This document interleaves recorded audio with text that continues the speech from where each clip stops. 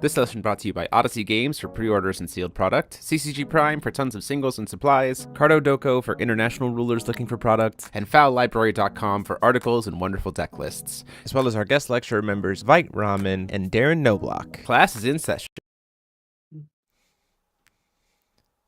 Hey there, rulers. Welcome back after a long week of Force of Will to your favorite ever live Force of Will podcast. It's Office Hours, featuring myself, DMO73, and I'm joined as always by Paul Reisman. I'm here, man. I'm here. Well done, well done. And back from not being sick, or back from being sick, so now no longer sick, it's Mike Rance. Mike, sounds like you need some nano. Just like that's how we go into the ad segment. I do want to say though, before we get started, that this episode is actually sponsored in some way by Vite Ramen. They have this new line of Nano Boost products that are really cool. I just want to talk about this and get it out of the way. They sent me a sample of it. It's actually really freaking good. It's like like a vitamin supplement that you can mix into your drink or sprinkle on food. They've got Vitality, which is like a fruity version. They've also got like a bone broth, the thing that you can like sprinkle on food, or just a plain non-flavorless one that you can do.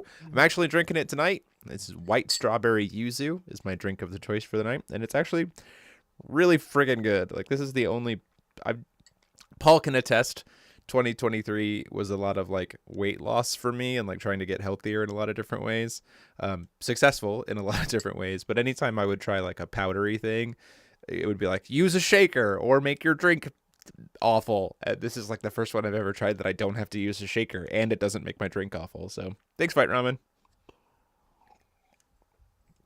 And with that out of the way, you guys want to talk about new cards? Hashtag ad. Hashtag but ad. Regardless, though, I wouldn't talk about it here on the channel if I didn't love it. And Vite Ramen's always been a huge supporter of Force Will, so we want to give him some shout-outs and love what we can. So, you guys want to talk about some spoilers? Yeah, man. Yeah, new set. Paul just got to do his pre-release, so he'll have some insights on kind of how these cards kind of play now that he's seen everything.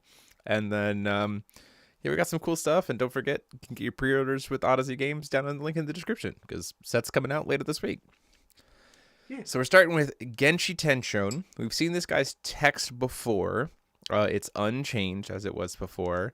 Very, very cool card. Probably the best that Genshi/Fushi has ever been on a card.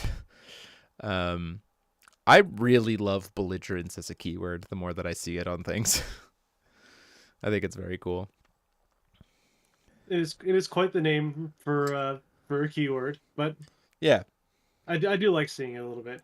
I do think that, I feel like belligerence is always like something that I feel like makes more sense on lower cost cards. I feel like as you go higher up, you want more return on your investments. So I think Genshi being the Solarization 1 like kind of teeters that line if you think about it. Mm-hmm. Yeah, and he does have like, keeping in mind that you do kind of like, he'll do 1,200 damage because he's a fire source if you have a will coin. 1,000. He's a 6/8. Well, he's only 1K. Oh, is it? I thought it was plus 400. Sorry, my bad. I read it as double. Yeah.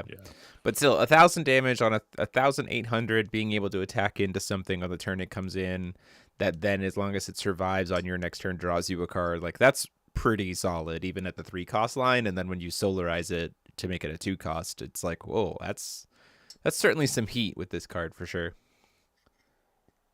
It's so funny because I feel like a lot of these cards with their... Oh, go ahead, Mike. Go ahead, Paul. Okay.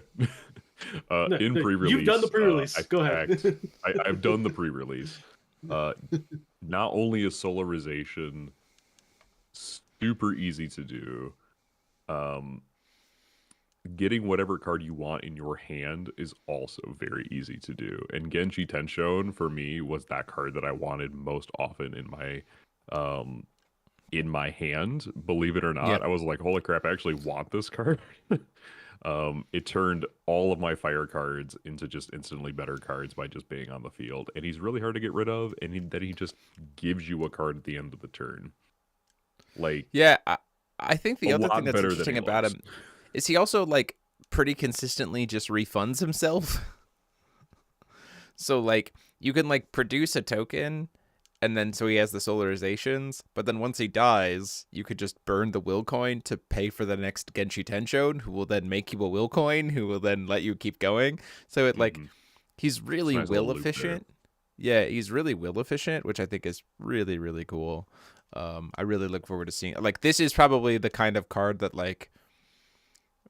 This is not a joke card for blue-red decks. Like, this is a very, very good card for any deck that's like base blue-red, which is arguably probably like the weakest color combination in Forcible's history. Jeremy, it's not that he's gonna make the decks less like he's gonna make the decks less of a joke. It's that like he is like the punchline to the joke deck. Yeah, for sure. Like you're playing a red-blue deck and your win condition is Replicant Genshi Tenshon, just like repeating that so much, which is fine because they've never really had like a good finisher that wasn't a meme, right? Steam Explosion, okay, like I'm answering that immediately. Like that's Lord never of resolving. Vermilion. Yeah. He only gives a will coin if he was played without a will coin. Can I not read? If you don't control a will coin, you get a will coin. That's what it says. And you didn't play this card with will produced by a will. Oh, and you didn't produce this card so with will by Genshi. Okay.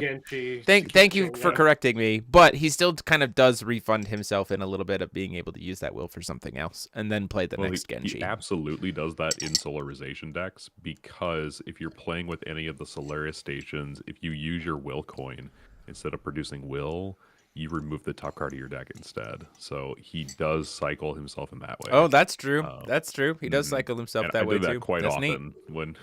when I lost my Genshi and it was like in the graveyard. I'm like, cool, I'll just coin, get a free solarization off of something. Is really, really helpful for that. Nice. Our last replicant is Replicant Athenia. 5-cost replicant, Drain Bane. We've seen her effect before. Enter to choose one. If you solarize, you choose both. Banish up to 5 magic stones, or up to X. Banish up to 5. Put the top X cards of your magic stone deck into the field, where X is the number of magic stones banished this way. Also, rest up to 5 target entities your opponent controls. Which can be stones, which can be dudes, which can be whatever. And you can pay 2 green to recycle your graveyard to gain of stones and gain life, and draw X cards or draw Y cards, which is crazy to me. And then Revenge, pay 2 black to essentially just do 7 stories told in 1001 nights. So if something dies, you could just be like, get rid of it. I had someone message me about being like, "Oh man, this card is absolutely busted. It's so crazy that you can cycle so many stones." And it's like we've already had a card that can do this exact same enter effect that's about the same cost wise, and it has seen no play. The part that is good about Athenia is the buyback of all the stones and being able to refill your hand. Like that's the part that's good, not the like cycle ramp. Someone mentioned the idea of use Magic Stone Dance of Chaos, then play the Replicant Athenia. And I'm like, cool. We could have done that line for the past 2 years. And you know how many times that saw play? 0. Like that's not the line that makes Athenia good. This is it's literally using it for that. Just use the Gruz Ballesta. Just use the old Gruz Ballesta. Use LEL Gruz Ballesta if you're going to do something stupid like that. Yeah. Is that what we're talking about? Is that the card? Yeah. Okay, because like I forgot that card existed. Yeah, he's a 3-cost. He 3-cost 8/8 that gets bigger for every different stone you control. No, and he's on enter you could. Jeremy, it's LEL. He's a 3-mana 6/6. You're right. He's a 3-mana 6/6, but he gets bigger for every different stone you control. And then you played him. I made Alhamat deck. Sack a bunch of stones, get that same number of stone and send to play. Like just the same kind of thing. So. She's very, very cool though. I think this Jeremy, is a very cool card. This is the first time in like since Silent Cluster we've seen the revenge keyword on something, or am I tripping? We had revenge in Rebirth of Legend. Yeah, which is I believe there's been something else. I believe there's been something else with revenge since then. I don't know if that's true. Let me see. Fun little trivia for everyone in chat. No, tell me the card. Literally exactly Freyla has it. Okay. Dark Huntress From ROL. Yeah, so this is the Revisit first. This is Legend. the Yeah, Revenge. I like Little bit- Revenge as a keyword. Little though. bit I of think it's very trivia cool. for everyone in chat. This card's gonna get banned in Epic Stories in like 2 seconds, or in 100%. ABC in like 2 seconds. Also Epic Stories. Even though there's no Yeah. curated ban list for right now, it's still Yeah. gonna get banned from it. This card is fun for sure. The fact that it solarizes is pretty fun. I think this probably has a more permanent home in Dark Tree, just to like really screw up your opponent's late game. Yeah. I would not be playing this in Order Athenia because it doesn't do what she wants to do. But it definitely has the vibes of the 3-drop like Deity of Harvest and Corruption Athenia from DBV. Yeah. It has that very DBV vibe, which all of the replicants have had very big like DBV tweaked vibe. So I like that a lot. For the solarization keyword, can you use solarization only non-magic stones from your removed area or anything? Magic stones don't have attributes, Gotcha. Yep. so they wouldn't count towards Checks solarization. out. Good looks. Next up, we have Big Old Boy Arc. God, I love this card so much. The true final boss of this Clifford cluster. Monolith? Pretty sure Yeah, this is big Clifford old. Monolith. Yeah, for sure. So his judgment is get 4 Arc gear satellites from your RFG back into the deck along with every other stone that you control. Have we not already talked about him on podcast? We've talked about him a little bit, but now we've seen his like officially. Gotcha. I think that we can talk just specifically about now that we've seen all of the replicants and everything else. There is 100% an Arc deck out there. Replicant Eyeball feels like an insane card for this ruler in general, even though she'll be tiny, but like you can just burn the stones for her abilities anyway because she's a replicant. So like that doesn't matter. I also think people are grossly underestimating just the sheer amount of resources this deck is going to have at his disposal, because it's also going to be able to play the like free gear stuff, like the additions and the little dudes on top of the replicants, on top of things like, did you know that King's Deathly Scream is a gears? Wow. I didn't know So you just- that. Burn 2 stones from your RFG to just draw 2 cards and neg your opponent. And Arc Gears Grail is going to impact game state. Like getting to just start with that is going to impact game state. I'm very excited to play this deck. Current consent, there's no real consensus on how many stones to play with this ruler. It's more than 14 and it's at least 20, or it's obviously no more than 20, but it's somewhere between 14 to 20. I think is the correct number of stones to play with this ruler. Personally, I'm thinking like 16 to 18, but we'll see. I'm very much looking forward to playing this on the channel. Jeremy gets to Those are play my Final thoughts. Boss again. I love playing Final Boss. It's great. Yeah, I also like playing Final Boss. It's fine. Jeremy has very Final Boss vibes in general. I do. Yeah. So like one thing to think about because of how this stone works, I'll bring up Arc Gear Satellite too. We've talked about it before. So if Arc is going second, right? He doesn't get a will coin, but he doesn't care. All right, he starts with an Arc Gear Satellite. Arc Gear Satellite then comes into play, gets him another stone. So now he's got a stone in the RFG. Then he gets to call stone because you called stone as the person going first, which gets him another stone in the RFG. Then he gets to banish the stone to make the token. So now he has 3 stones in the RFG.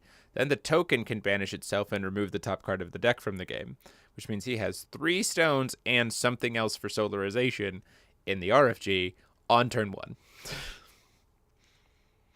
Man can drop a 4-drop just casually if he really wants to. He's not going to, but he can. So like when you think about, the fact that he will be able to just have replicant Shiva in the sideboard, he could just drop that on turn 1 with no downside, with solarization. Like if he wants to, he can go into, he'll very quickly be able to go into Odin and truly not give a shit, like because he's not losing any stones because he's just getting them into the card deck anyway. Like he could hold up those and leave it up for a Kaguya. Like he could very quickly get a Kaguya on your turn 2 play. Like you have to respect Arc. As much as it seems like it's a meme, the longer the game goes, the more power he gets, and then when he judgments, he's even more powerful because you're just every action you take as a player gives Arc more resources, and he just goes, "Yeah, cool, that's fine. I'm good with that." you'll just drown in the amount of advantage you generate for Arc. One thing to keep in mind too, with Shiva especially, is if you do manage to judgment Arc over and you put +1/+1 counters on Arc, you can't die to your stone deck being 0. All right. We fixed it. We patched it out. That's something to be considered of. You could just hold the Shiva in your RFG until after you flipped over Arc and then just be like, cool, we're done. We're good to go. No worries. So that's neat. I very much look forward to playing this deck. I think it's going to be great. Next up, yeah, I'm going to. Next up, we have A New World Emerges. We've seen the finalized text of this card now. You can pay it for free if it's your first spell of the game. Search your deck for a new world that shares an attribute with a ruler with partner or tag. Reveal it, put it into your hand. If you already control a new world, you get to go search for a contract and shuffle your deck. This card is okay. I really wish that it put the new worlds into the field, but upon having seen the new worlds, I get why it doesn't. And it's free sometimes. Yeah, it feels like, I don't know. It feels kind of like This Means War, where it's like, I'm going to play it as like a one of, and if I see it in opener, cool. And if I don't, I'm going to discard it immediately and be okay with that. Essentially just like an additional copy of your New Worlds, if you really wanted it to be. Well, now you can play both the New World Emerges and This Means War. So now you can have 2 dead cards in your deck if you yeah, cast one, the other one becomes dead. Yeah, that's hey! It's a card. I think it has. Yeah, I think it was. I think they put it in the set for lore reasons more than they put it in for like gameplay reasons. Yeah, for it's sure. Cute. It's fine. It's fine, but it's not. Yeah. Like, I'm not writing home about it. So let's talk about New Worlds, because those are pretty dope. So we have the Return of the King, 1 white, 1 colorless, contract spells you control and automatic or activate abilities of contract regalia you control cannot be canceled as long as you control a ruler named Aristella Twin Prince. Whenever a J ruler is put into the field under your control, you may put a resonator from your RFG and or a resonator you own revealed outside the game from outside the game into your hand. So an RFG'd or a revealed into your hand. God's Art, Flight of the King's Sword. Search your deck for a card named Flight of the Holy Sword or Flight of the Demon Sword, so I'd support, and reveal it and put it into your hand. Shuffle your deck. If you control a ruler named Ainz, you can search your Magic Stone deck for a card named Satellite Crystal and put it into the field rested. If you do, shuffle your deck. This card's pretty good. Both for Aristella and Ainz, it's pretty good. We do like Ainz getting a free stone. Like that's not it just makes it so Ainz doesn't have to like be so concerned about having a Gears entity to pay for contract. It just says like Ainz just goes to get the stone that he needs to play contract. Like, and that is surprisingly a big buff to him, especially because Ainz is probably going to have to go back to playing contract now with the errata, so he can't like reveal, library or anything. Yeah, Eris this is says, a 4 of. God's Art to find a card to reset God's Arts. I really like that because then you can't get it canceled. Yeah, which is why I was like always hesitant about that card. Just let that. This is a 4 of in Reunion. Are you talking about New World Emerges, Alejandro? Or are you talking about Return of the King? I think he meant New World Emerges. I think we were on that screen. Yeah. Yeah, I think this card's very, very nice. Yeah, for sure. And Flight of the Holy Sword is just an amazing card. And feeling okay and comfortable paying 4 into it to not have to worry about setting it up with setting the stage or whatever is very, very nice. Although I will pose the challenge to Alejandro. Put 4 Return of the King in your Reunion deck. Hell yeah. Put your money where your mouth is. So next up we have Solari, Reborn Republic. Pay 1 red less to card if you control a human. Enter each player puts a 0/0 Gears Resonator token with no attribute into the field with X +1/+1 counters on it, where X is 3. Banish another addition. Remove all +1/+1 counters from all resonators. Put 2 +1/+1 light human resonator tokens into the field with 3 +1/+1 counters on them. This is very clearly designed to be like the Mika New World. No way. I don't understand it at all. I wish that it like added all of the +1/+1 counters to the tokens that it generated, as opposed to just like, I got rid of 25 +1/+1s. Really enjoy these 3/3s.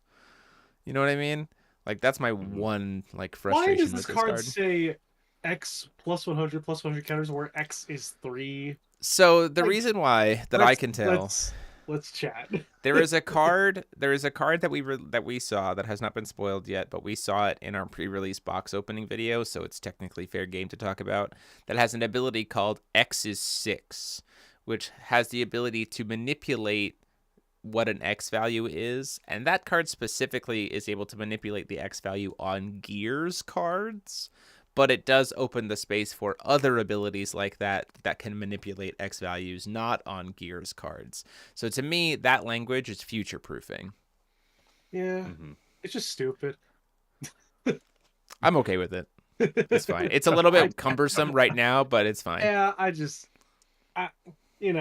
just me being like, how do we simplify card text? And then we make it more complicated. That's how we simplify it. Let's make it more complicated. Very good. That's the way to do it. We're talking way too long about a card like this. Unplayable edition? Cool. Moving on. I was about to say, we're spending way too much time talking about a card that literally will not see play. Yeah, unplayable. Guys, it's better. It's got balloons and the balloons in it. Reunion of Justices is next. This is a new world for it's a new world human machine. Tap, draw a card, then put a card from your hand on the top or bottom of your deck. When you play this ability, treat it also as a chant. Pay 0, choose 1, play this ability only during your turn and only once per turn. Recover a ruler named Reunion. Or target a resonator you control that entered the field from your crew deck this turn. Draw X cards where X is the total cost of the chosen target, and it has mastery with Eternal or Reunion. This card is so freaking good. Aristella. Anyway.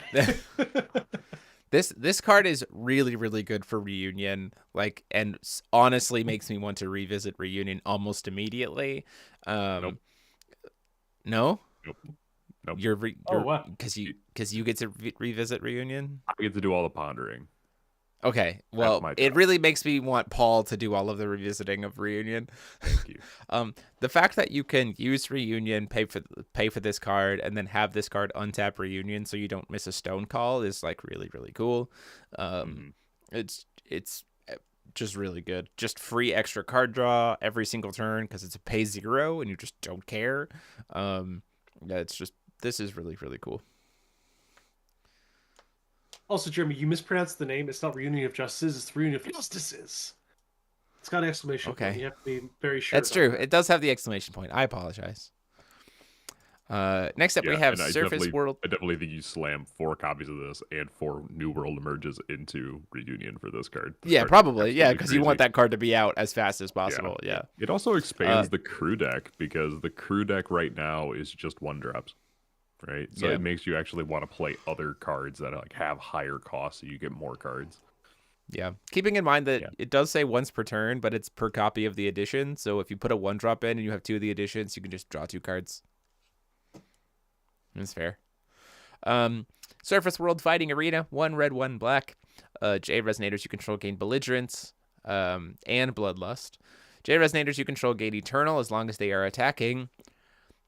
Eternal while you're only attacking is bad. Enter, you may pay 500, 1,000, 1,500, or 2,000. If you do, put X 0/1 fire human resonator tokens, where X is the number of amount you paid life this way, divided by 500. So 1, 2, 3, or 4. Go figure. They gain cannot block, and when this card leaves the field, you gain 500 life until the end of the turn. This is very clearly like a twist on the we'll get to that, but this is a twist on the underground fighting arena where every single time something swings, you get like more pumps per turn, right? So there's very clearly some lines where like if the number of things that have attacked per turn increase, you get to do certain things for sure. But the tokens have 0 attack and just immediately refund themselves when they die immediately. And also, Eternal while you're attacking only is bad because the second you're no longer attacking, the game says, hey, you have a bunch of damage on you. You die now. You go, yes. That's unfortunate. We win. So this is also unplayable. I want to talk about how like I really love how the name concepts for these like different versions of the new worlds. Like this one's literally just like take the word underground. We're just gonna put it on up there. It's now good guy land. We just moved it somewhere else. We just pushed it somewhere else. Look at how happy everyone is now that it's on the ground. Take the underground fighting arena and push it somewhere else. Exactly that. Next up, we have Beginning of Light. 1 green, 1 black. When this card is put into the graveyard from your deck, put it from the graveyard into the field. Enter, or whenever 1 or more cards is put into the graveyard from your deck, put the top card of your deck into the graveyard. So, like bonus mills. This ability only triggers once per turn. And you can tap a target resonator that was put into your graveyard from the deck this turn. Put the chosen target from your graveyard into your hand. This is very good for Asuka. This is cool. Like, this is very, very cool. They're going to combo ban it with Mikage Rhea, just like they did my boy, the zombie returning from the Paramita of the Dead, and we're going to all be upset about it, and we're going to be like, why is this even happening? I mean, if they don't, this is pretty nice for Asuka, especially since she's not guaranteed a homeland. I think there's almost kind of a world where, like, you abandon even trying to play a homeland in Asuka, and you're just trying to hit this card. Like... Yeah. You know what I mean? 100%. Because you're just like we're just gonna try to hit this immediately. We're gonna go into like playing Mikage Seijiros to mill our deck. We're gonna use Death Speaker Monk to mill our deck, and like that's what we're going to from there. I also really like harvesting season and just slam jam 4 of these off the top. Like that's gonna be cool. I also just really like in general, like giving Asuka like with the CR update that you can't contract more than once per turn.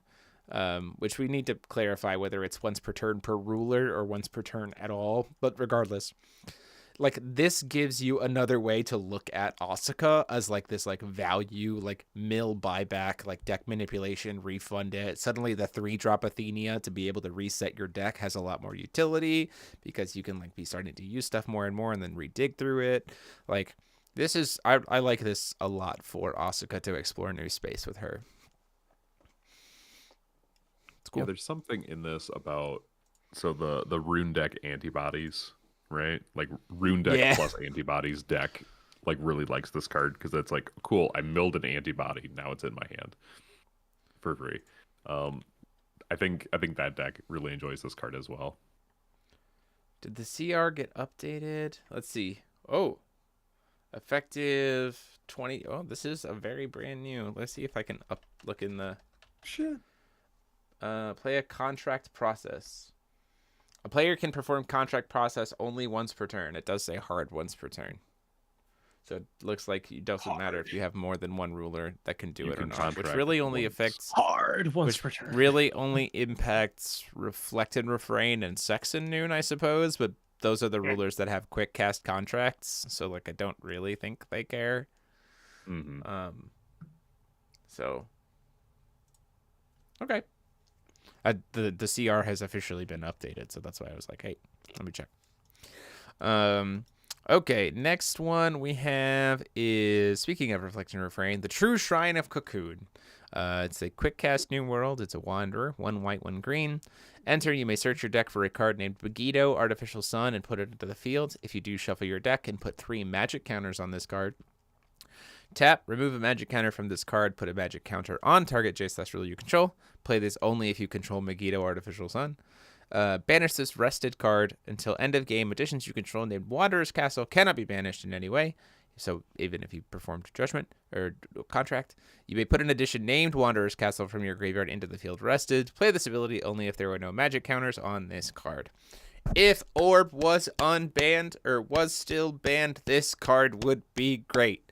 But we have Orb, so this card is worthless. Also, this edition wanders.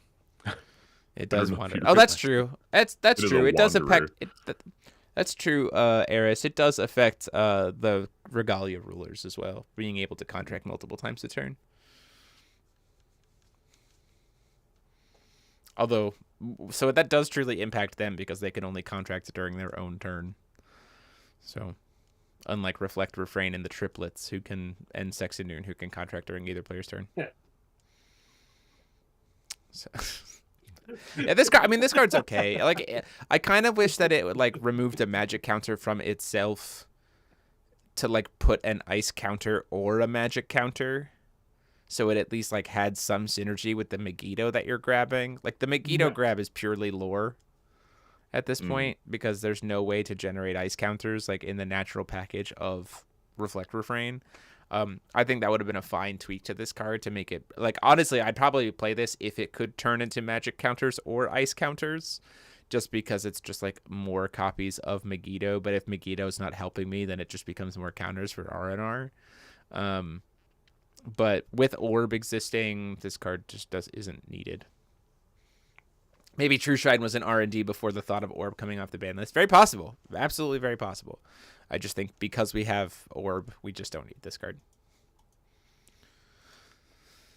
Very good. Yeah. Next up, we have final confirmed text on Return of Judgment, which is the same text that we've already had, which is where it gets, if you start with it and you pull in one of these other 5 rulers, you can get one of their returns in addition to this card. And then whenever a J ruler enters the field under your control by the judgment process of a non-starting ruler, destroy up to 1 target non-Magic Stone entity and draw a card. Brad loves this card. Brad thinks this card is the best thing that's ever happened to him. And he's not wrong. Yeah. He's not Brad wrong. needed something. Especially with the new Killua, right? So there's a world where like the new Killua control deck is start as Killua, pull in Brad, flip Brad infinitely, right? And then just like continually pop stuff, and you're like don't really depend on any of Killua's support. Like the Killua control deck becomes just like a Brad seal deck, but you're just starting as Killua, you know, kind of a thing, so that you then make Brad really, really good. Pop can target himself, right? Yeah, and he also can just target himself and can judgment multiple times a turn, even when he's rested, because he's got imperishable. So that's the thing. Draw a bunch of cards, get a bunch of seal counters, just pop yourself over and over again. Yeah, Putting Brad the definitely burr in benefits the most Brad. from this. Putting the burr in Brad. So pretty cool. Pretty cool. Pretty cool. Then we have Rusty Ningus. You fresh Or meme. Ningus. Or Ningus. 1 white, 1 black. You can pay 1 less black to play this card if there are no face down cards in your Shinobi EX area. So it becomes a 1 white. Whenever a card is put face down into your Shinobi EX area, or whenever a face down card is flipped face up, you can use a ninjutsu from your hand or EX area into the graveyard, and then buy back a ninja resonator. Pay 1 white, target ninja resonator you control, put a ninja resonator from your Shinobi EX area into the field, put the chosen target face up into your Shinobi EX area, face up, and then pay 1 black, flip a card in your Shinobi EX area, face down. This card is insanely good. This pulls together Hyde in a very different way than Iga did.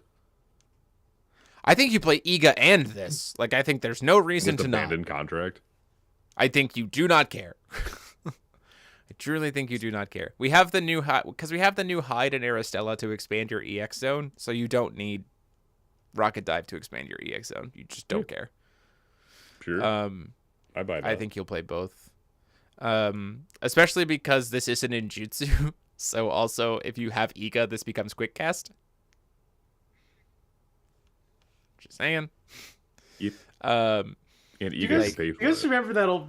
Do you guys remember that old like green text thread of some guy talking about how he spent like $3,500 on Bingus coin, and everybody roasted him for putting $3,500 down on something called Bingus. That's all I can think of when I see Rusty Dingus. I put 3,500 life points down on Bingus coin. No, this card is very good. It also, like, as long as it's on field, it truly does let hide just be activate abilities.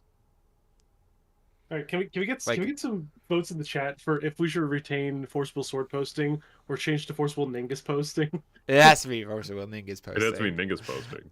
Yeah, for sure. That's the next one. But like hide gets to be purely activate abilities as long as this card is on field. Rusty's Fox then buys you a resonator that you can then cheat in that puts Rusty's Fox back in the EX area that you can pay 1 black and activate to flip Rusty back down and then flip Rusty back up, and then just like continuously through just this card's thing, you're just not casting spells. You're just doing activate abilities. And that is disgusting. Like, that's truly, truly, truly disgusting. There's certainly, like, obviously Muse staring at and girls staring at. Mess with that for sure. And you can always, pop Rusty Ningus to get it off the board. But it did, I know, Mike, every single time. You just have to be playing Edition Hate. But, like, dang, this card is just so good. This card is just absolutely so good. I'm never going to take a single Hive player seriously from now on if I ever face them across the table. I'm just going to be like, what are you going to play for your new world? They'll be like, Rusty Ningus. I'm going to play Rusty Dingus. Rusty Ningus. Rusty Bingus. Rusty Bongus. Jelly Bingus and Jelly Bongus. So we got our last one is New Metal, the Sea of Life. 1 red, 1 blue. New World Metal Life Form. As long as you control exactly 1 J Resonator, that J Resonator gains Barrier, so instead of Eternal. Enter, discard up to 2 metal life forms, then draw that many cards. Pay 0, choose 1, play this ability only once per turn. Remove a metal life form from your graveyard from the game. If you do, produce red or blue to spend it only to play metal life forms. Or choose a card with metal life form fusion.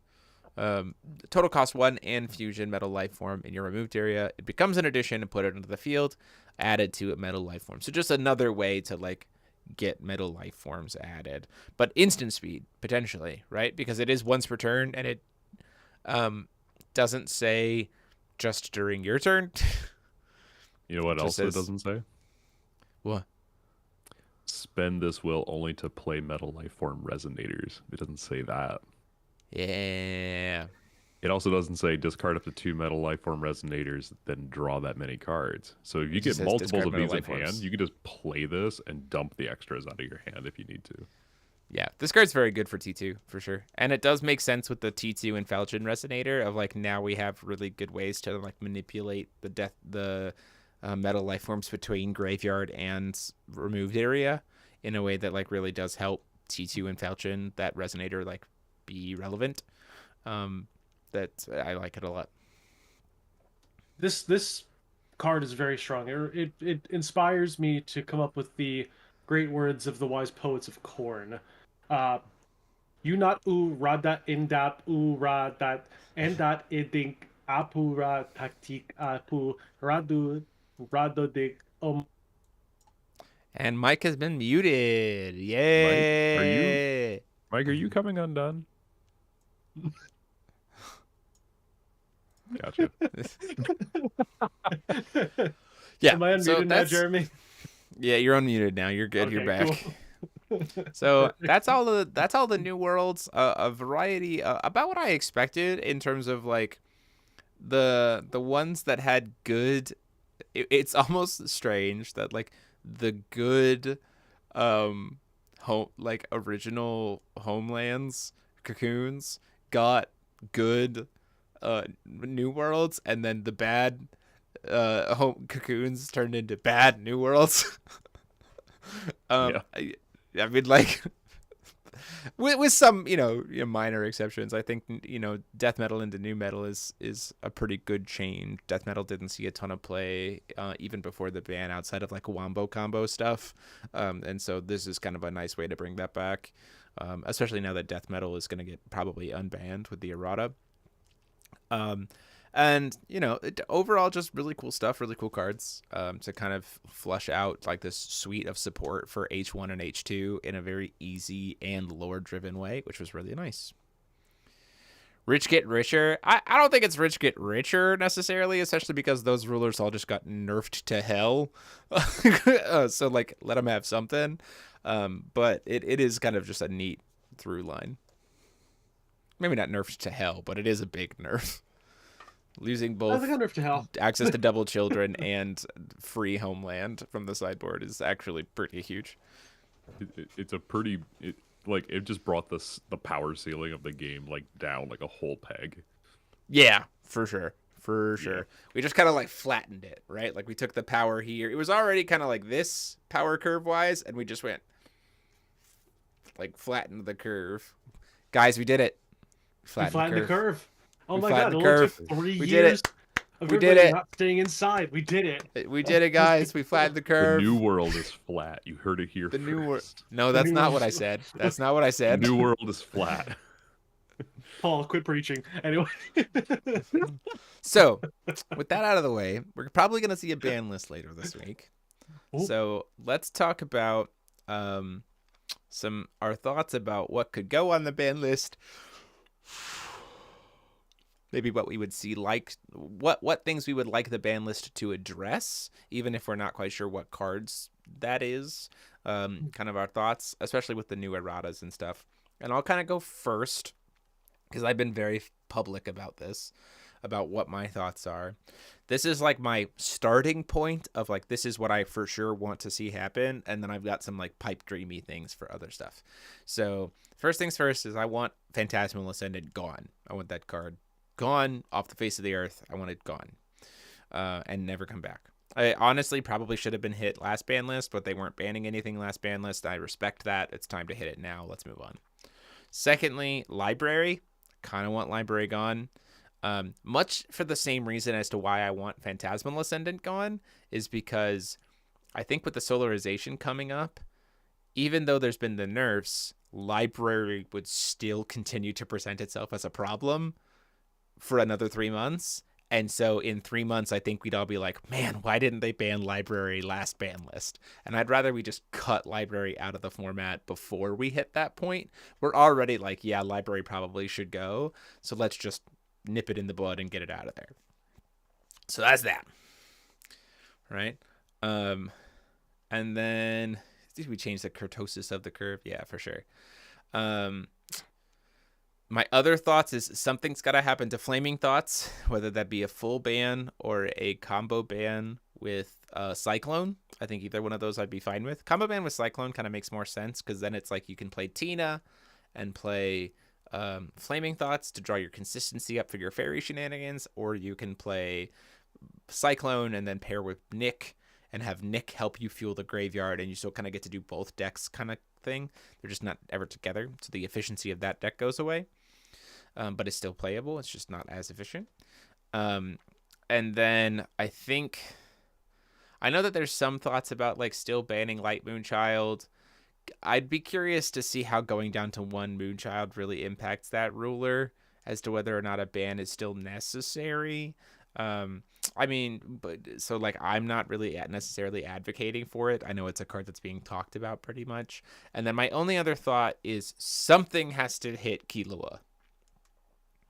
Because I think the errata, I think hitting Phantasmal Ascendant hits Gas Cast Killua, but I don't think it's necessarily quite enough to hit all the aspects of Killua. And even with the Moonchild nerf, I think that she will still be spiky enough and have enough of the things that prey upon her also nerfed that she also needs some more stuff done to her. Like, I just don't know what that is. I just don't know exactly what you hit in Killua that's appropriate and does what you want it to do, right? So I at least want us to try something to hit Killua, and it might not be right the first time, but we should certainly start investigating into that. Yeah, Shunpo keeps advocating for Killua Girl in the City and just Killua to be combo banned, which I think makes a lot of sense because that's just drawing a whole bunch of cards off of 1 mana, which is kind of and nuts. Then but on the flexibility of also having an automatic addition hate card. Yeah, that's fair. And something that stops automatic abilities as well. Yeah, library plus solarization makes the graveyard the new RFG and the RFG just a second hand. Yeah, for sure. 100%. That's the other, like, that's what I mean. And it's like library is just going to become the next Phantasmal if it doesn't get hit now, especially with solarization coming out. So I'd rather just save us all the trouble and axe it. Combo ban the ruler and Kilo enters. Yeah, I mean, that's certainly a thought, for sure. I'm not entirely sure. I want them to at least try something. And if they're not quite right the first time, I'll give them credit and we can try and shift it to be something different. But, like, something for Kilo needs to be hit.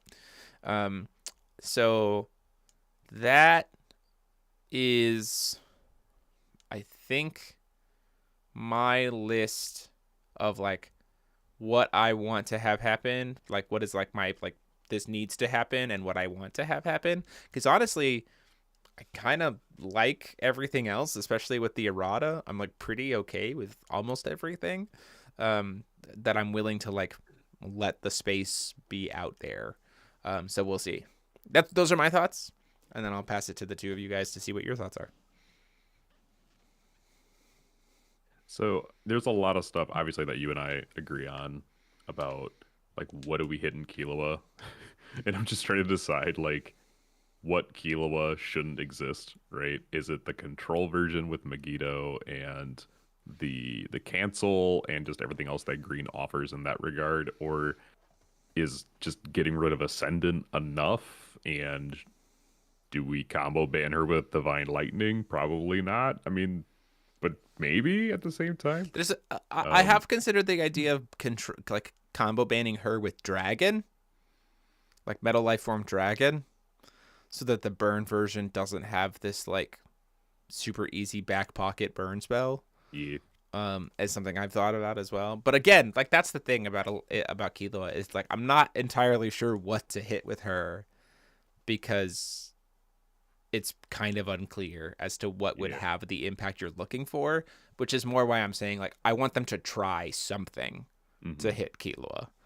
I don't have the answer for it. I mean, honestly, green has a lot of Addition Destruction already, and it has Lorate. And banning Kilo Fossil Girl in the City, I mean, I saw that card literally say pay 1, draw 2 cards, like, so many times during FowFest on stream that I was like, that seems a little nutty. Like, yeah. I just don't think you should get access. Let her have no bite, no fight. You can have no bite, no fight as your 1 cost, draw 1, or totally, pay 1, draw 2. I would also advocate for Explosion of Magog. I don't think that card should exist. I know we just fixed it with Asuka with the CR ban, or the CR rework, right? But just the idea of something in chant form that can be looped like that, it just, cards like that. Yeah, exist, man. I just don't know if it. I just don't know if it can. Like, with the contract loop not existing, I just don't think there's any way to realistically loop that card.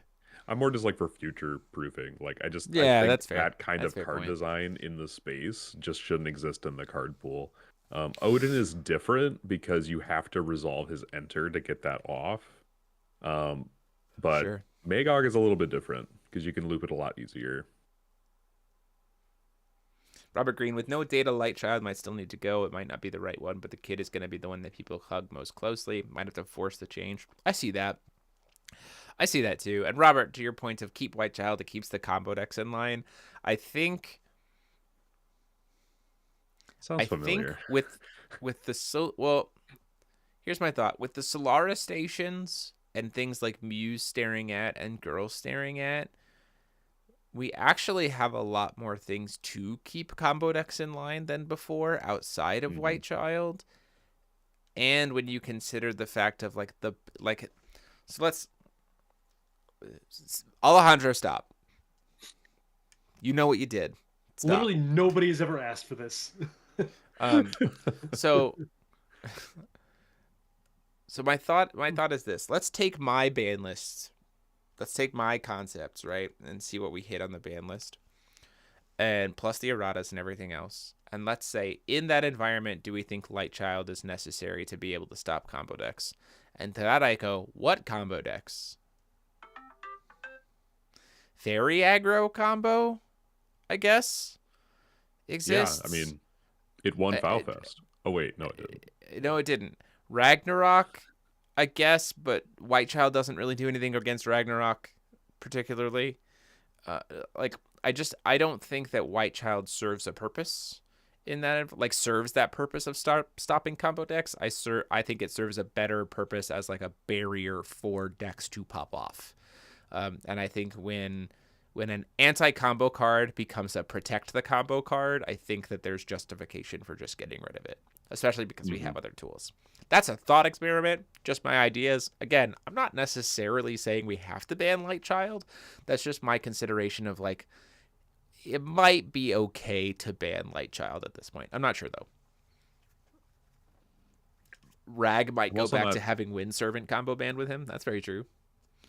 I mean, but we've had so many conversations, like on and off the podcast, about how Light Child is kind of a mitigated factor at this point. Like, how many decks at Foulfest just completely pivoted around Light Child, and it was just like whatever, right?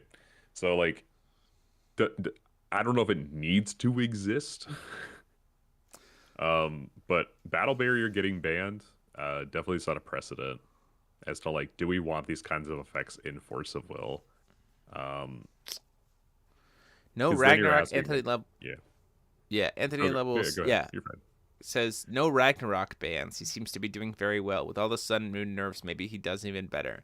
That's a possibility. I mean, I could see a world where you're like hit maybe Dexia's advice plus Ragnarok, and then let him keep Wind Servant plus let him like Wind Servant plus Ragnarok was the wrong combo ban, so we uncombo banned it, and now we're gonna add Dexia's advice plus Ragnarok. I could see that as a potential. I'm not sold on that, but I could see if you think that Ragnarok needs some hits. I think that what we've seen from Ragnarok is like, honestly, it's just been capitalizing on a time period where people aren't respecting Ragnarok or knowing how he plays, and so he's kind of just like catching people off guard as a rogue element. Yeah, and also he's got a high skill ceiling, I would say. Like, I think that Ragnarok isn't just like a plug and play deck the way that a lot of other very strong decks are. Like, I feel like there's a lot of nuance to how you have to play that deck. So I feel like we need more data on Ragnarok. Yeah. Jeeves says, I think Rag might just need to be banned. He can kill a lot without Wind Servant. That's why I'm saying Dexia's advice. Because, like, Dexia's advice feels like the most, like, powerful way that Rag is killing early. Should any of the cards that work with Electra be combo banned? I don't think so. I don't think that's... Nope. That's fine. She had one top. Ban Killua entirely? Absolutely not. Like, she hasn't done that. No, that's fine. Ban every we can do other things ban before every we ban her. ruler entirely. Yeah, no red. No red allowed. No red allowed. This is Force of Wind, not Force of Fire. Thank you. I also think once you take away the two Moon Children, you might as well keep it. Remember, Ren Child is gone also.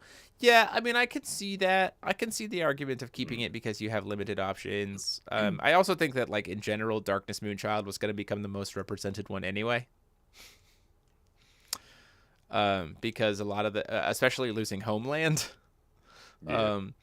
those decks can't play the same without protection, and they need protection in the form of spot removal, which they don't have in their natural support suites, so they need Darkness Moonchild.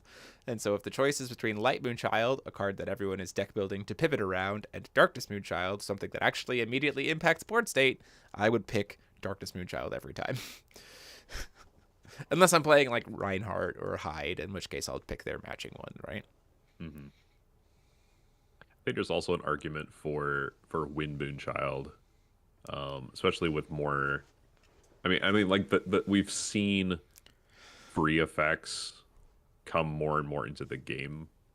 Reduced effects come into the game a lot more, and my understanding is Windchild would not. Would Windchild affect Solarization? No. Stuff on the chase. I can't because because you're still paying their cost. Because you're still paying a cost. Gotcha. Yeah, I could definitely see like main darkness side wind being like very popular going forward. Yeah, for sure. It is kind of weird that I was gonna say it is kind of weird that the Sun Children also got hit, but I think it was also kind of an ease of just being like one. Right. One. just like one child. I think the Sun Children rulers probably would have been fine with just two, but I also think that there's a world where like Olga probably just maybe gets a little too strong if he has two. The fact that he gets to essentially invalidate, um, letting him go against any H1 like Moonchild ruler and get to go from the gate. You are a blank ruler on your front side, and your Sun Child does not, or your Moonchild does nothing. Oh, also I have a second child, right? Does feel like that creates a weird power vacuum in the format that I think I'm not sure I would have wanted to explore. But I again could have gone either way, and then we hit it later. It is what it is. Overall, I think it's a healthy change. I think that we will all be better for it once we actually start playing in the environment. Yeah, Olga would be pretty gross. Yeah.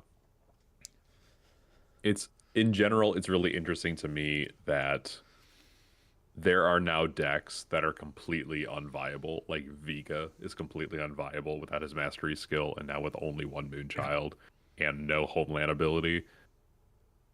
That ruler just kind of gets. Sorry, you're not. Your Vega is now the butler to Electra, so Vega is actually just an Electra deck. Yeah, like Electra just gets Vega as a support option now. That's it, and that's all he's really good for. It's really interesting that the company went in that Electra, direction. you mean Vega's sugar there's mommy? Invalidation of certain older rulers from Hero Cluster.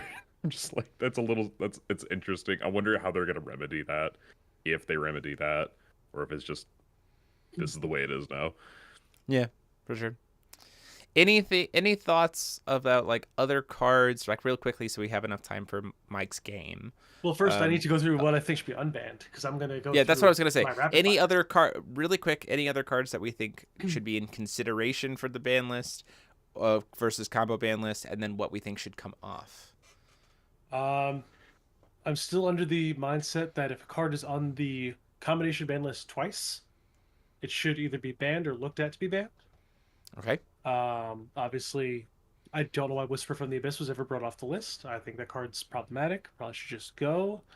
Give Layla back to the Ethereals now that they don't have Partner 2. Like, sure. Let him have it. Just let him have that. Like, let them have basic stones. I don't know. Am I weird? Does Muse mess up Solarization? Yes, it does. But it does. Wells for Progenitor Magic's a weird one, because like I also think that it's just in combination with really rusted cards. Phantasm 7 we've talked about. Hanzo Ninjas of the Moon. Whatever. Nope. Can't become infinite will turn 1. Stop. Yeah. No. It's not happening. Obviously Irons doesn't need to be on the combination ban list now that he got turbo nerfed. And then obviously Great Wall should be coming off. Death Metal should be coming off. Prototype Magic Trooper, everything that got eroded.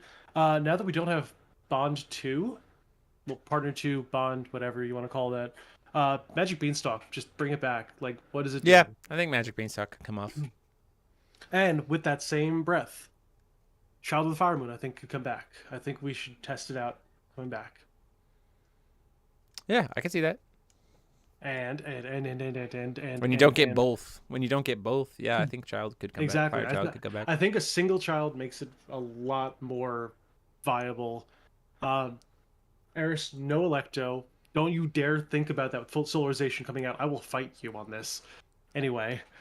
Fanatic of Will, with the new ruler stifling will production, should my list be allowed to roam free? No, because free will production out the gate shouldn't be dependent. It essentially forces you to play a Solaris Station, or you get cracked by my list, and that's just not healthy game space to create. Correct. Also, bring back Interdimensional Vessel Apollo, you cowards. Fire Moon returned with the changes. Yeah, that's fair. Yeah, for sure. Just okay. Kage back Hanzo. Give it. Stop. Give it back. Hey! I will kick you out of this podcast. Do it. I want Hanzo. Just ban Hanzo. Don't actually leave. We got a game. Don't actually leave. We got a game. Okay, Mike. Just ban Hanzo anyway. Gamify us. All right. Cool. So this requires chat participation again. Hooray! It's going to be a game of Would You Rather. Okay. Okay. Force of Will edition. Force Will Edition. I'm here for it. So, in the chat, you will give us 2 scenarios of which one we would rather. Uh, Jeremy, Paul, please put up 5 fingers. If you are Okay. in the minority of this, you'll put down a finger, and it'll be last man standing. So I can do votes in the chat. So we're trying to the chat will tell us which one they would rather do, and if we are in the minority with what we would do, we lose. Yeah, I didn't realize that was the way it could be, but I think that's actually a better way to do it. Okay, well, what's the first one? That's a good question. Again, this is going to be given to us by chat. I thought you had questions. No, I was giving it to chat. I've been sick, dude. What do you mean? Jeremy, you changed the game. You fundamentally altered the game. You altered the game. You told me that you were coming up with questions for Would You Rather. I was, and then then I was play sick. it tonight. That's why I was trying to do rails. That's why I was trying to do the audience participation. And if we're in the minority of it, like if it's like you and Paul choose and I lose a point. Would we? Oh, that's a good point. Okay, here we go. That's a good okay. one, Jeremy. That's a good one. Would you rather unban Electo or unban Umir? All right. That's the poll. Okay. Damn, Alejandro. Here we All go. right, we're not allowed to vote. We're Which not allowed one? to vote. Yeah. Okay. So, so what am I? So we're gonna let them decide for a bit, and then we'll announce, and then I'll tell you the results of the poll. What is this? How are we gonna do this? Well, we're just gonna say what we would each do in this given scenario. I'm gonna say cool. unban. I'm gonna say unban Uber. I'm gonna go I'm unban Umir versus unban Electo. I think I would unban Electo. Electo. No questions asked. All right. I'm gonna Because it doesn't say I can't combo ban her, hit her with Violet, so it's fine. Hey, that's fair. 5, 4, 3, 2, 1. Poll has been ended. The majority of players say they would rather unban Umir. So Paul and I are one down for to both 4. of you guys. Okay. You're all wrong, but okay. No, I get it. The chat's not reasonable. Now I understand. Yeah, the chat's on the chat. Now you're understanding the metagame behind this game. I figured out the game. Would you rather? So here's the next one. No ban list. Uncontested tier 0 with a ban list. So those are the 2 options. So you can play a format that has 0 ban list at all. Every card is perfectly legal. Or there is a guaranteed 100% tier 0 deck in spite of the ban list. This is the easiest question I've ever been asked in my entire life. Game with uncontested tier 0 deck even with a ban list. I would also pick that. 100%. I used to live right by a store of Fire and Dice. They had a no ban list format tournament. Everybody played fucking Cheshire Cat's Resistance. That's all you play against. It's just FTKs. 1, 5, 4. No ban list. 3, 2, 1. The poll says uncontested tier 0 with a ban list is the majority. So we are in the majority. So Paul, you said no ban list? Paul said no ban list. Oh, Paul said no ban list. Rough. Okay. So next one is formats. Would I rather unban my list or unban Zeus? Ooh. Should be an option for none of the above. Jesus, that's gross. Okay, we're getting those votes in. If the choice is between the 2 of them, I'd pick Zeus. I'd unban Zeus. If I have to unban 2 of them. In this one, I'd unban Milos. I think Milos makes more exciting games than Zeus does. Just personally. I don't. No. I don't even once. Not even once. Paul, you can put your 3rd finger back up. You haven't lost yet. We don't know if we're the majority yet. We'll see. Yeah. So 10, 9. They're gonna say Milos. Let's just 7, 6, 5, 4, 3, 2, 1. And Paul and I put a finger down because wow! the community. I can't believe that. I unbanned my list. Jeez Louise. I'm 3 for 3 right now. That's sick. Let's see. Would you rather play New Frontiers or play Wanderer or play New Frontiers again? That's an interesting one. Oh. Okay, if I had to think about what the people want, because that's how I win. No, I'm so far I'm behind willing you, to. I'm isn't it? dying on my hill. If I lose, I lose. Yeah, Mike die over on your here hill. being perfect. You're right. I won't cave to the filthy chat. I'm playing Wanderer, 100%. I'm playing Wanderer. I'm playing New Frontiers. Wow. Paul's playing New Frontiers. Paul's got 2 fingers left. He's got 2 fingers left, and Paul wants to go back to playing New Frontiers. Here we go. Respect it. 10. I've shilled Wanderer from before it was an actual format. 7, 6, Wanderer all the way. 5, 4, 3, 2, 1. Happy New Year! And Paul puts another finger down. 75% said Wanderer. 25% said New 75%. Frontiers. It's okay. At least I'm fancy. Would we rather have new characters as the focus for next cluster or old characters? Ooh. Easiest decision of my life once again. Give me new characters. I don't know, man. Give me new characters. Just put them in an interesting place. I think I would. That's tough. It's that is old characters. 100% old characters.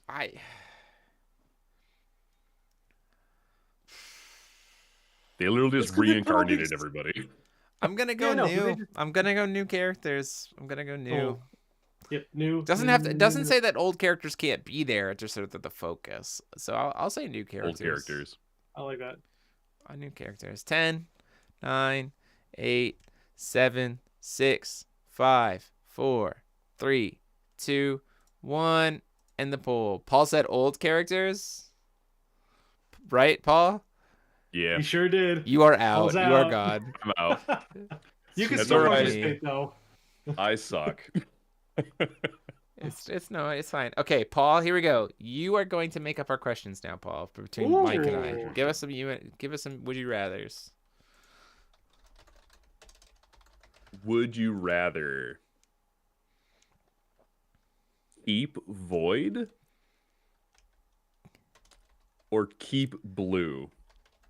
Keep Void or keep Blue? Like ditch them from the game? Like one of the ones that we choose has to be gone? One of them has to die. You have to keep one of them has to die? One of them has to die. That's a tough one. That's a tough one. This is literally also the easiest decision of my life. Like, I hate Void in game. I hate colorless cards in Magic. I hate them in FOW. I hate them anywhere they are. So you would keep Blue. Keep Blue. Send Void into the Void. Send it into its namesake. I honestly have really... Man. The chat's gonna keep Void. I know they're gonna keep Void. That's the worst part. I'm keeping Void. What I want, nobody else wants. I'm way too niche. Keep Void or keep Blue. Keep Void has more implications than you think. Like, you'd lose the OG Regalia. You'd lose... Yeah, great. Like, bye. You would lose Beethoven. Like... You mean or what Shakespeare? Shakespeare, yeah. You'd lose Shakespeare. Yeah, those are the same character. I will say, playing ABC, I did not miss Void cards at all. I will say that's fair. Yeah, that's fair. I'll say I would. You know what? I think I'd rather keep Blue. I think overall. Yes. Let's see what the chat says. My evil plan succeeded. Hey! Keep Blue was the choice. I'm keeping okay. Blue. We can't go on forever. So this one's for all the marbles. Mike, all the marbles. Right. This is a winner takes all. All right, Jeremy, one finger up. One finger up each. And we're gonna have Alejandro be the person who makes us a would you rather. I see you in the chat. Alejandro, you decide our face. New runes versus new strangers. That's a really good one. No, this is easy. It's always new runes over new strangers. Fuck strangers. I would pick new strangers. Honestly, say stranger danger. You're delusional. You are delusional. I would pick new strangers. I would 100% pick new strangers. I haven't thought about strangers in literally years. I love strangers. I think they were a cool mechanic. Name one time Magnus done anything outside of Minha's hands. Go ahead, name one time. I mean, I played Infinite Turns Magna. That was a lot of fun. No, it doesn't matter. I also liked with Dolly with Faria for choosing whatever stranger you want. Like, that's pretty freaking sick. And with the new liberations, like, No. I mean, I've put my fate in the hand. I'm picking New Strangers. I think I picked New Strangers. Also, Paul, go ahead and give us a countdown. Also, Alejandro has to put in 5, what he voted for in the 4, chat, just so 3, I know I'm right. 2, 1. And with That's 21 what votes, I'm talking about. it was close. It was close. Your boy's the winner. Your boy knows the community. He's the best. That's the only question I got right. That was pretty close. That was pretty close. Cool way to end the night, gang. Alejandro, what was your pick? What was your pick? What was your vote? But you got to know, Alejandro, did you vote Strangers or did you vote Runes? You probably I feel like Runes because Alejandro's a man of my heart. Yeah. No, come on. Probably picked Runes because of Brunhild. Alejandro fought so hard when we were on the banlist committee together to like keep runes as powerful as they were while I was trying to nerf them into the dirt. I know this man loves his runes. Yeah. Well, that has been our evening tonight. Thank you all so much for being here. This was a fun conversation. Chose Brunhild. Yeah, that makes sense. Yeah.